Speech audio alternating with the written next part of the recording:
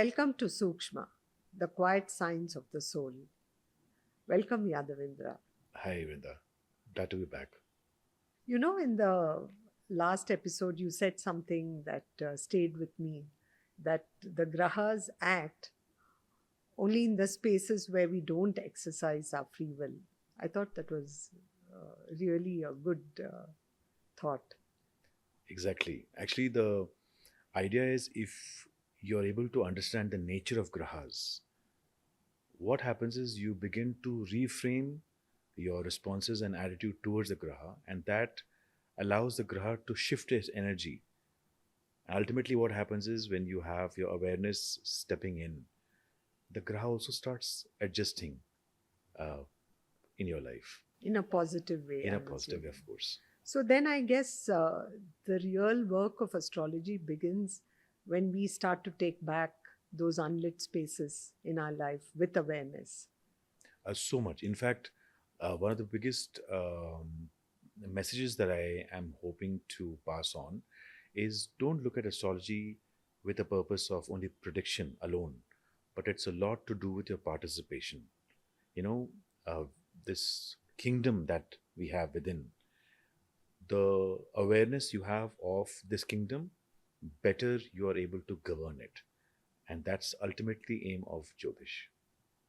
Okay, yes, I remember that analogy you had of a kingdom, cosmic kingdom, so to say. Maybe you could share that.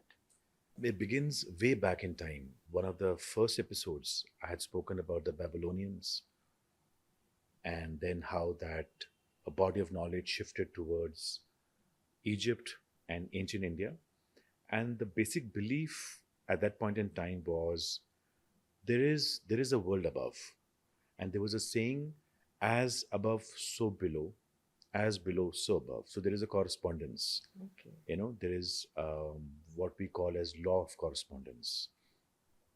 And how they described this world above was in an analogy of a kingdom, a heavenly kingdom with its king and the courtiers. And at the very center of this kingdom, we had what we now known as Surya Graha in Vedic astrology, Sun for the Western astrology.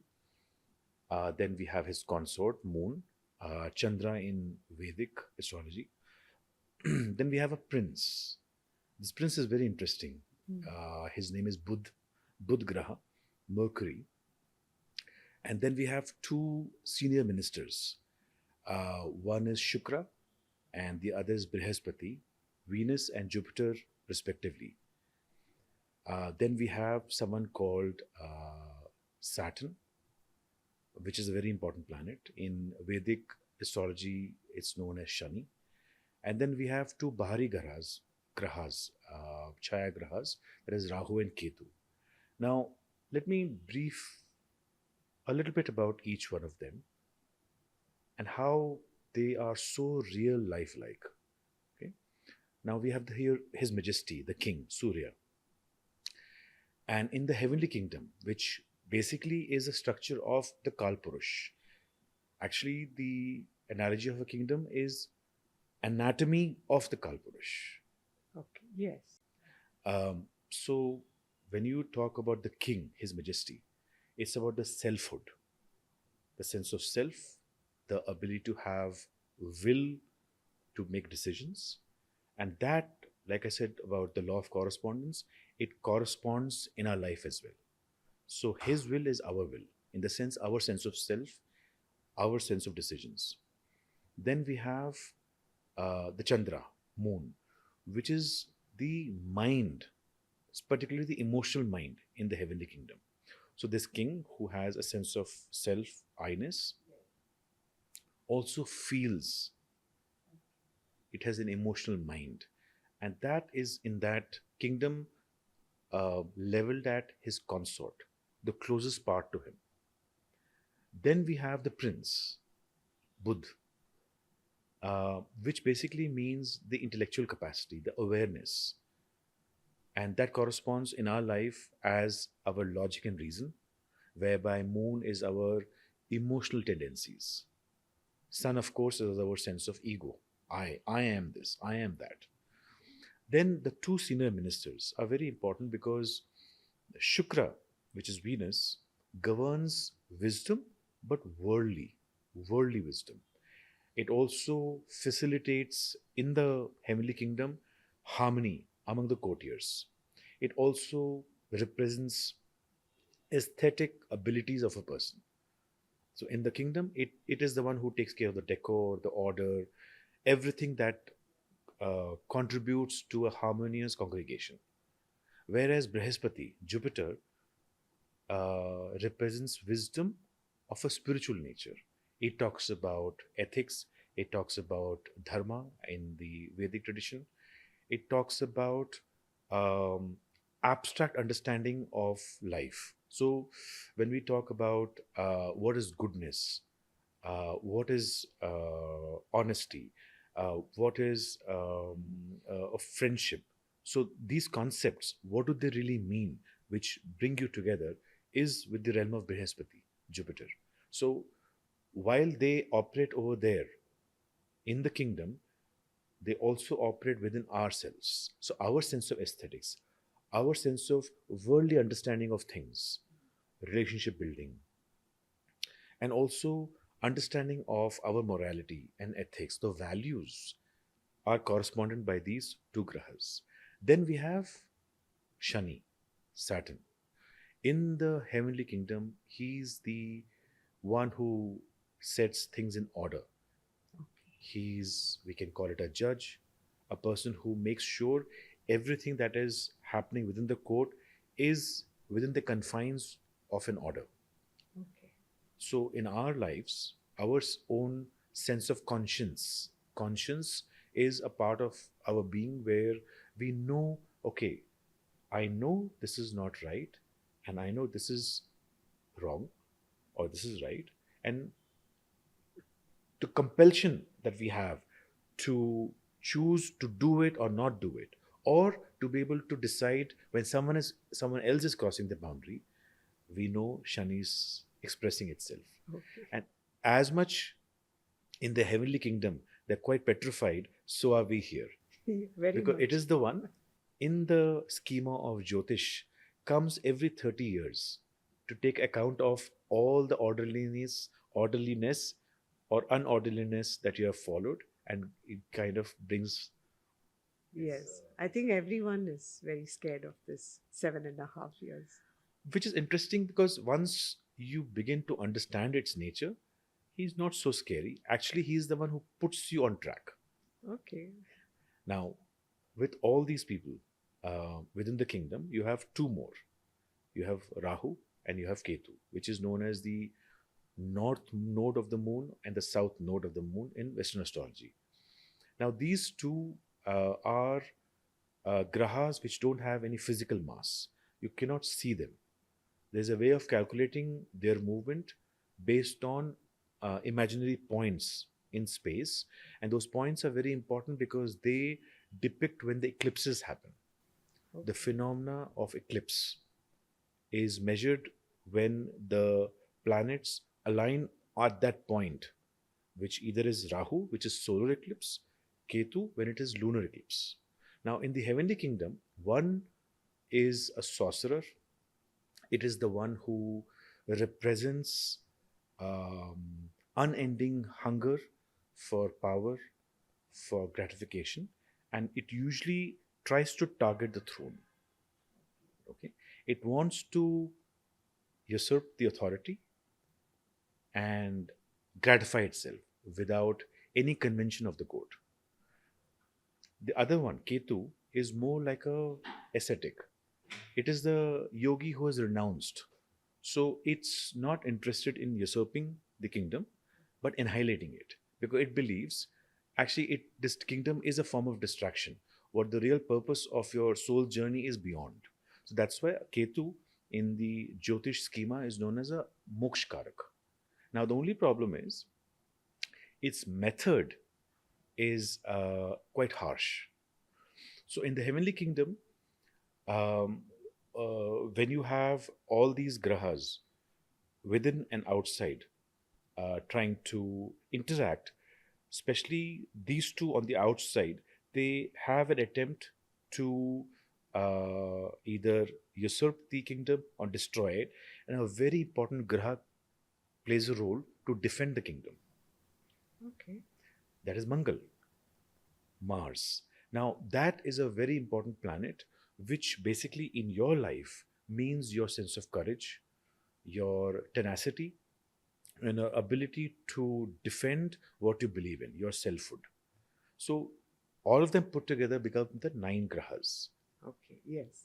And when we talk about Rahu and Ketu, it becomes very relevant in our own life because Rahu is the tendency in us we want thoda aur, thoda zyada chahiye, you know. And I feel you once you understand the nature of all these grahas, you realize that you're just being a reflection of the kingdom above. The idea is how to balance them, not let them cross their boundary because then it creates the imbalance overall. Now, Ketu in your life would mean where you can be self critiquing yourself, you are too harsh to your own self, and which in a way leads to a sense of detachment or alienation. So, these This is the grahas, kingdom. this kingdom, uh, if you understand the dynamics and the way each one plays a role, and you identify how this kingdom is actually very alive in you, it makes a very No, big difference to you. correct. Makes a big difference in relating to them. And it's like 12 divine ministers ruling different parts of our consciousness. Yes, so much. If we go to the natal chart now, turn our attention there, how do these grahas um, act in our lives? So, when we have the natal chart, like we discussed in the earlier episode, you have 12 houses, which I also termed as Bhava Bhavas in the Vedic schema. Bhava is basically a realm of experience. And now you have these nine celestial beings, parts of that heavenly court. And with the help of this chart, you're able to see the position above reflecting in your life. And it kind of gives you a correspondence understanding how they will play a role in different facets of your life. Now, the interesting point here is when you look at a chart, you not only have houses which belong to different areas of your life, it's not only about the nine grahas, but there is one nuanced factor that plays a key role here, Okay. which is called rashis. Okay. These rashis become very important because when you look at a chart, any graha positioned in any house or bhava in your horoscope has an influence of the ambience of that room, of that chamber of the house. And this ambience, the decor, the mood, the way you feel about yourself in that house is influenced by what we know, what we call as the zodiac signs. And we have these 12 zodiac signs. And each sign has a particular nature, a particular influencing factor over the mood of the planet. And when you begin to unravel that and understand, you're able to better understand how the mood shift of the graha will unfold the results in your life. So we can say like if you say there's a palace and there are 12 chambers, the grahas are the guests who enter these chambers, and these zodiac signs or rashis, they set the theme or mood for the chambers. So much. Like for example, if suppose we have a 10th house. Now let's again go back to the kingdom. Okay, kingdom is with a palace, and they've got 12 chambers. Now these 12 chambers govern life on earth, and they get represented on your natal chart. So each natal chart is a mirror of that one celestial palace, and the happenings in that particular chamber affects a particular area of your life. Yes. Okay, and you have these nine grahas, and they keep moving. Okay, they are not just sitting in one place, they keep moving. Sometimes they're accompanying each other, sometimes they are looking at each other, which we'll get into later because they are togetherness of conjunction or looking at each other aspects, also influences. But very basic influencing factor here is each chamber they go to has a feel to it. For example, there's a chamber for representing your career life, the offices or the places where you work to make a living, to make your identity. Okay? Now, how that office room is will have a mood shifting experience influence on the graha who's sitting in. Okay. Same way, you have one chamber where you only reminisce your childhood, you're always in a dreamy state, you like to just relax, and the ambience of that. Now, imagine if your room to just lie down looks like an office, and office space looks like a place to you just relax. It will influence the way the graha will operate. So, similarly, in your horoscope, that deciphering becomes very important for the Jyotish So practitioner. the ambience would be the zodiac sign. Those zodiac signs, and they're 12 in number. Okay. So in the chart, when we see, we also have those numbers. What are those numbers in the? Actually, that's a very good point you're making, because when we speak about the 12 houses, I'm pretty sure a lot of people may get confused that you have this North Indian styled horoscope, and the first box in the center, top, is number 3. So, how can it be a third house if it's being told it's first house? Now, the numbers actually are representing the number of the zodiac sign because they're in order, Oh, okay. and each zodiac sign has a number. Just to help you understand, in the schema of your natal chart, each house is receiving the influencing energy of that sign, and then you have a planet or graha sitting inside. So that becomes a very important factor to help you understand which house is falling under which sign. Okay. So then you had been mentioning, you spoke about something called the ascendant. So can you help me understand what, or the viewers to understand what the ascendant is? What we call ascendant in Western astrology, we call Lagna in Jyotish, Vedic astrology. Ascending sign, the meaning of that is at the point of sunrise, you calculate the rising sign, and from that there's a calculation uh, covering all the 12 signs, whichever part of Earth that you're born in. You can draw a chart where the first house represents the sign that you're born with. Now, it's quite easy to understand because a lot of people are very familiar with their zodiac sun signs. Yes. So when they say, I'm a Leo, I'm a Virgo, I'm an Arian, what does that mean? It basically means my characteristics, my personality represents the sign. So in Vedic astrology, the same concept comes at the point of your birth. So when you're born, you're represented by a particular Rashi, particular zodiac sign, which becomes your Lagna. And from there, you calculate all the houses, and you also begin to see which house falls under which sign. Okay. The interesting part here is, unlike the Western astrology, where you can have Leo throughout a month, every person born within that month is a Leo. In Vedic astrology, that's not the case. It's about the time that you're born at. So, maybe I'm born in a ascendant sign of Aries, and after 4 minutes, somebody else is also born in the same city, maybe next room, but you'll be Taurus. Okay. And interesting point here about this is the description of these rashis have a profound influence in the way you are, your personality type, and your basic mental and emotional disposition. Okay. So, what you're saying is the ascendant describes how we will be as a person, means how each one will be as a person. Primarily. Describes their personality and their tendencies, their nature, everything. To a very large level. Can you help us to understand how all the signs, if it were to be in the ascendant, how it would shape the personality or nature of a person? Let me list out all the 12 zodiac signs, and then let me go one by one how they will express themselves if they were to be your Yes. ascending sign, which basically tells you a lot about your personality. Okay, the first sign in the zodiac is Aries. In the Vedic tradition, it's called Mesha Rashi. The second is Taurus, Rishabha Rashi in Vedic. Then you have Gemini.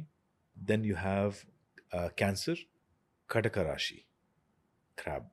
And then you have Leo, Simha Rashi. Then you have Virgo, Kanya Rashi. Then you have Libra, the scale, Tula Rashi. Then you have Scorpio, and that's known as Vrishchika Rashi.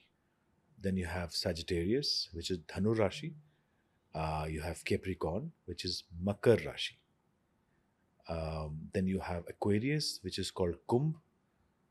And then final is Pisces or Pisces, which is known as Meen Rashi in the Vedic system. Now let's start with the first one. If your ascendant falls in the sign of Aries, Mesha Rashi, basically you are going to be highly influenced by the symbolic creature or object, because each sign has a connotation with either a creature or animal Yes. or an object. Now Aries is ram, and I must tell you something before I describe. There was a client I had, okay, a young lady, and she was trying to, a married young woman, trying to restart her career. And most people around her had the perception of her as a very meek, a very docile person. And of course, she wanted to know what kind of career choices she could possibly have, and would she even have a career. The moment I saw her horoscope and I saw Aries as an ascendant, I could right away say that this person is not somebody who's quiet and introvert, because Aries is primarily somebody who's very assertive, very goal oriented, impulsive, of course. She was very composed, but her true nature would be very impulsive in her mind.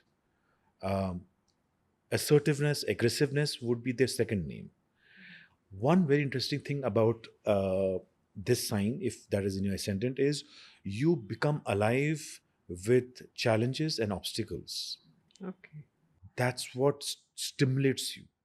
And that's what Aries ascendant gives you. The Mesha Rashi person, no matter whatever the placement of the planets, their fundamental nature is looking for challenges. They want to overcome obstacles. Having said that, sometimes due to some effects, if it is disturbed, the ascendant sign is disturbed, then they can become quite, uh, quite quarrelsome. They can become quite intrusive, and sometimes very impatient. Now, impatience is an aspect. When I come across somebody with that ascending sign, I tell them to work on that, because that could just seep in anytime, because the RAM, it's very strong. But I'm very curious what happened to the girl's choices. Ultimately, of course, I gave her some guidance. She worked on it. She's begun to assume that she's very feeble and very, not confident, basically. And I told her, no, you are in fact a person who's, that RAM is hidden somewhere inside. And then after some time, I remember she reminiscing on her past as a school captain, class captain, and all that. And she realized that she was quite a go getter. And somewhere along the way, see, free will, lack of awareness, she took in life the way it came, and she forgot her true self. This interpretation, I think, became a key influencing factor for her to go out. And now I think she's a successful career woman. Okay, wonderful. The next zodiac sign is Taurus, Rishabha Rashi, in the Vedic system. See, if I can, I'll try to relate my real life experiences with people like that. So again, here I have had the opportunity to meet somebody who had the rising sign as Taurus, Rishabha Rashi. Now, this person, when he came to me, he was recommended because he had difficulties in getting himself to uh, work harder, keep uh, keep his meetings on time management, and also the idea of work hard, play hard was not very clear to him. Okay. The moment I saw Rishabh Rashi, leaving alone all the other influences, Rishabh Rashi, Taurus, is the sensualist. The Aries is a warrior. That's why it follows that trait. The Rishabha Rashi person primarily likes comforts. It likes to be in one place, doesn't like changes, they're not open to changes, and they like steady relationships and steady plans. Steady plans. So if you give them the responsibility to carve out their own routine, they'll find it difficult. Okay. This sign is represented by the bull. Now, bull, you might assume that it's a charging. Of course, it's charging, but it's hefty. So they move slow but very sturdily, whereby the first ram moves fast. So patience level in this sign is much more. But the problem is they can be very stubborn if it's disturbed. They can be very stubborn and also very demanding because they want things on their plate wherever they are to be provided. Okay. Now that's the Rishabha Rashi for you. Now we go to the third sign, which is Gemini, Mithun Rashi. This sign is a communicator.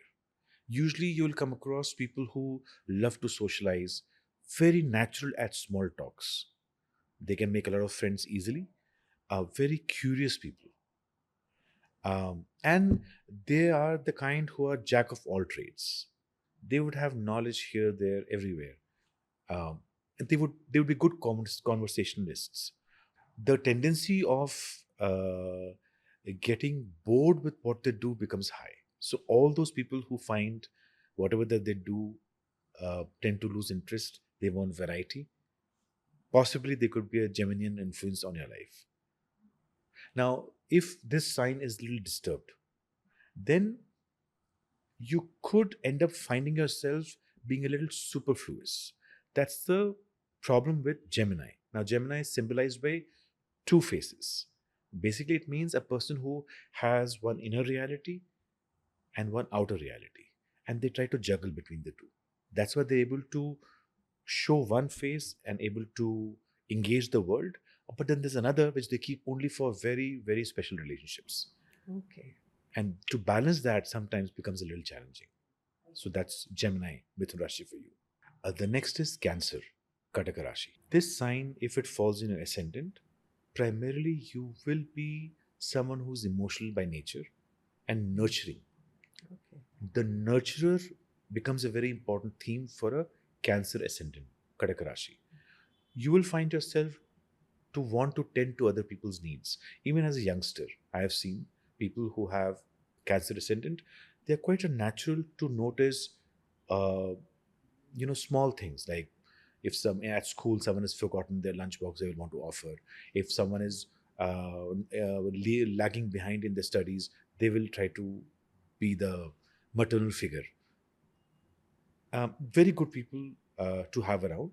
Now, the only thing when it gets disturbed is they can be oversensitive, and that can become a problem. So when I come across a Cancer ascendant, and if I see that they're having problem with oversensitivity, which comes in the way of building relationships, they can be working on toning that down a bit. Okay. And the symbol for this this Rashi is crab. And crabs are sensitive. Crabs are quite sensitive. So if you notice, it comes out, and the moment it finds Anything that's a little threatening, it just runs into the ocean. So that's how they are. The next Rashi is Simha Rashi, which is Leo in Western astrology. If this falls as in your ascendant, uh, this sign is represented by lion. So you're a natural leader. You thrive on leadership.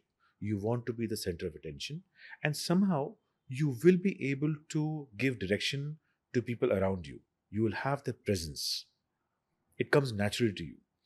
Now, if it's disturbed, you might end up wanting to uh, dominate even other people's lives. That means you end up crossing your boundaries. Sometimes it's a little difficult dealing with Leos around because they might feel that what they think is right is the only truth that matters. Too domineering. Quite dominating. So the theme Leo follows is the sovereign king. Okay. What they believe is what happens. Yeah. That way. Now, the next sign is Virgo in the Western astrology, known as Kanya Rashi in the Vedic, and it is represented by a young maiden. What basically this means is if it is falling in your ascendant, you'll be very analytical. Virgos are very analytical.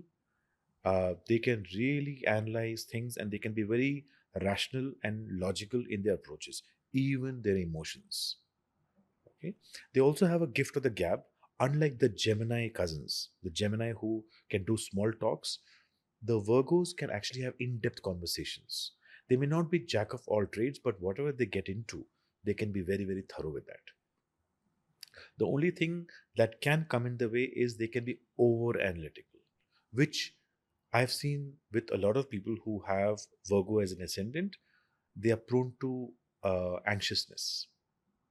They end up thinking a lot. So, not that they're overthinking in illogical manner, but sometimes too much analysis makes you foresee things which may not happen, especially in the negative. So that can create a bit of anxiety issues. So that's the only thing. The next sign is Libra in the Western astrology, Tula Rashi in the Vedic. Now, if this falls in your ascendant, you're a lover of a kind. Okay. Now, this sign is a romanticist, which also means a very pleasant person to be around. You will like to have your relationships as the measurement of your happiness. They give a lot of importance to the kind of quality of relationships they have. They usually are talented. They could have talent in some kind of art form, singing or mimicry, or just telling very interesting tales to people. So they have a good social life. Now, the only thing which can come in the way if it is disturbed is indecisiveness. Librans, Tula Rashi, could face difficulty in making decisions, and sometimes they depend on others to make decisions for them. Okay. And this sign is represented by the scale. Primarily, they are very even minded people, very even. That means they like to have harmony around. They would like to listen to both the points and somehow reach a very congenial, congruent outcome. Okay. The next sign is very interesting. In a way, I find it personally interesting because Scorpio, the Vrishchik Rashi, if that falls in your ascendant, I have had many clients with this rising sign as an ascendant. Very intense. It makes you very intense. Somehow, this sign makes you emotionally intense, very passionate. Sometimes it can cross over to obsessiveness. Okay. Another thing is they are a little guarded. Scorpions, Vrishchik Rashi people, if you are that, you will notice you would like to be guarded. You would not want to be open immediately. So, as far as the social life is concerned, it will be measured. And whatever relationships you do form will be very intense. You probably have very long lasting friends in your life. Now, the only thing that can become a challenge if this sign is disturbed is you might end up being overly emotional. Okay. In a intensity way. That means you could become quite obsessive about your friendships, your relationships, or even the things that you do, that you really want them in your life the way you want them. And that can come sometimes in the way. And this sign is represented by Scorpio. Now, very interesting tale about Scorpio is they're usually quite uh, quite nice and amenable. But if you really push them, they have this tail with a sting from the back. So you don't want to mess with a Scorpio. That way. Okay. The next sign is Sagittarius, Dhanu Rasi. Someone very close to me in my life had this as their rising sign as ascendant. Now, I can tell you from the knowledge that I have and also personal experience, this person, if you are that with Sagittarius as an ascendant, you'll be a natural philosopher, a natural philosopher, a natural optimist, and you would like to have transparency in your life. Somehow you would be an open book. Okay. Okay. Now that does not mean that you would be as social as a Libra Tula Rashi or a Gemini Mithuna Rashi who have very good way of socializing, but you like to have very uh, feel good and authentic relationships. And I know, uh, apart from somebody who's close to me, somebody who's very popular um, in the financial world, that person wants to have um, a very open invitation to the gatherings and parties, and each one who comes, they want to attend to everyone, and the ones who are invited really mean something to this person. So Sagittarius makes you a philosopher and an optimist without a doubt. Now, the sign that it represents is a man and half horse, running with a bow and arrow. So basically means freedom, pace, and sharp goal setting in your life. Okay. Now, the only thing that can come in the way if it is disturbed is you could be self-righteous.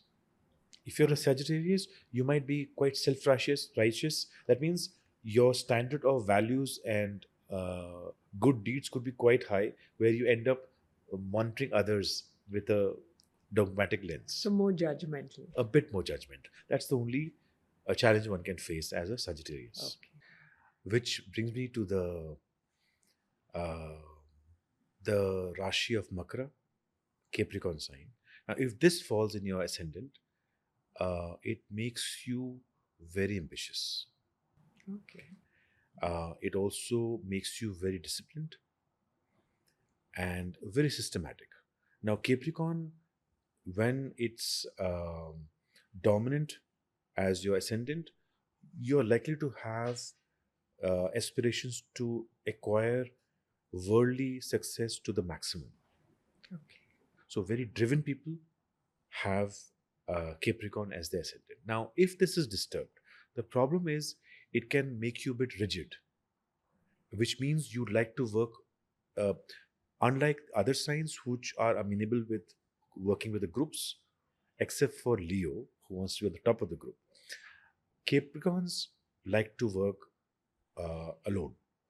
They usually are experts in what they do, and they would like to find their way in the scheme of things, but have absolute autonomy because their level of discipline and ambition is usually above the rest. Okay. So that's why the rigidity and sometimes self-inflicted isolation can be a challenge for Capricorn. The symbol it is represented by is a sea goat. Now the next sign is Aquarius, Kumbha Rashi. This sign is a bit more metaphysical. It's a sign which, as a person, you would be a deep thinker, a long term thinker, would have a lot of patience. Again, very pragmatic. Now, you may not be as ambitious as Capricorn, but you would have ambitions of of the nature of creating legacies. Okay. So it's not only about worldly, but a mergence of this worldly and spiritual life. So when you have some establishments in our world which have been running for generations and they stand for integrity and values, and a certain traits that mark the human potential. uh, we can see that the origin of or the author of that establishment must be having Aquarius as the ascendant. Okay. The last one. The last one is Pisces, Meen Rashi. Now, this is represented by two fish, and the theme of this sign as an ascendant is again very sentimental and very spiritual. Usually, a lot of artists, very creative people, musicians would have rising sign as Pisces. Okay. The only thing that can challenge is because they are very unworldly people, very unworldly compared to all the other signs who are in the spectrum of extremely worldly and somewhere participant of the worldly activities. Meena Rashi, Pisces, are of the other world. They are ready to go on like the Rumi. Okay. So the the material that comes out of them is very soul touching and very creative. So if you have Pisces as your ascendant and you are struggling why you're not able to have an ambition or you're not having the pull towards worldly life, go easy on yourself. Don't be harsh. I suppose maybe your destiny is to give the world a peek of the world that you see. And if it is disturbed? If this sign is disturbed, the challenge it can face is overwhelming, Big being over. overwhelmed, being Okay. overwhelmed with the world. So Okay. sometimes it can become too difficult to understand the systems of this world and uh, harshness of judgments of the world. Okay. So they can be quite hypersensitive. Okay. Wow. That was like a really very detailed and insightful description of all the planet signs if it was to be in the ascendant. Of course, each sign, if it falls in your ascendant, will have a profound effect on your personality. All the things that I've listed, if you look into your chart, you will be able to associate some of the other characteristics that I have mentioned. Of course, the influence of the other grahas on your ascendant and the other houses play a very key role in making you a very unique person Of than course. just a sign. Yes. Uh, so I had a couple of questions regarding this because you were saying if it is challenged, or so what exactly does that mean? If the sign is challenged? So when you have an ascending sign, Lagna, naturally all the 12 zodiac signs have rulership. Ah, okay. They have someone who rules them, okay, because they're signs like the houses. Houses also have rulers. Who are the rulers? In the heavenly kingdom, the nine grahas. Yes. In this particular case, among the nine rulers, we don't include the two who are uh, not part of the congregation within the kingdom, Rahu and Ketu. They don't own any signs, but the other grahas own these signs. Okay. When I talk about the challenges is in relation to how are they positioned in your natal chart. That's where you can unravel the level of disturbance or the challenge, so to say, Okay. in the expression of your ascendant.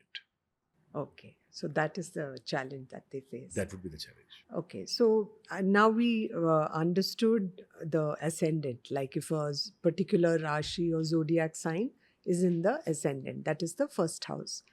Now, if the same sign was to be in any other house, would it still exert the same kind of uh, definition of your personality? Or it would have a different meaning altogether?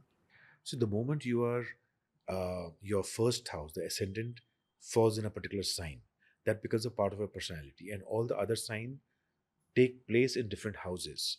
Now, the relationship of the sign having on you in your ascendant is not the same when it falls in different houses.